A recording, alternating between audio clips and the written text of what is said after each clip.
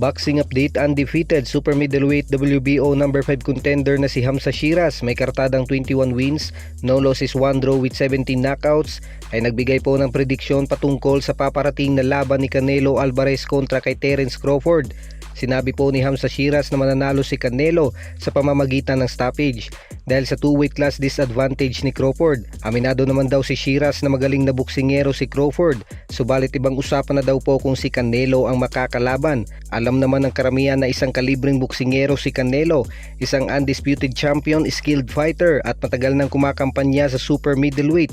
Marami ng boksingero ang pinabagsak nito, kahit yung mga natural na mas malaking boksingero ay kayang pabagsakin ni Canelo. Habang si Terence Crawford naman daw ay walang dudang magaling, subalit nagbula ito sa mababang timbang na lightweight division. Naging undisputed sa dalawang division sa super lightweight at welterweight division. Isang elite fighter lang ang nakalaban ni Crawford, ito ay si Errol Spence Jr. sa welterweight. Matapos nito ay umakyat na ito ng 154 pounds o super welterweight division at nakasagupan ito si Israel Madrimov at naagaw ang WBA super welterweight belt.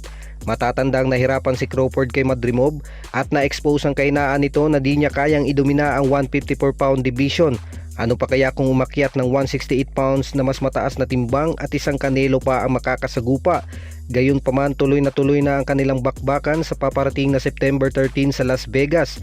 Kaya ito ang isa sa matinding laban na dapat abangan kung kakayanin ba ni Crawford na talunin si Canelo at maging 3 division undisputed champion.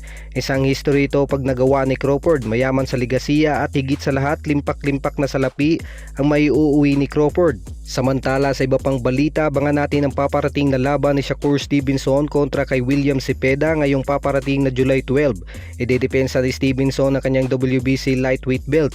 Co-main event yan ng bakbakang Edgar Berlanga kontra kay Hamzah Sheeraz.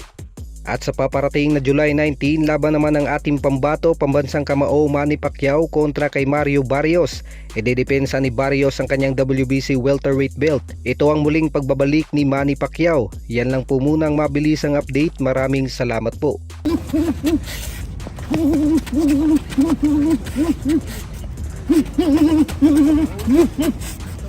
You can't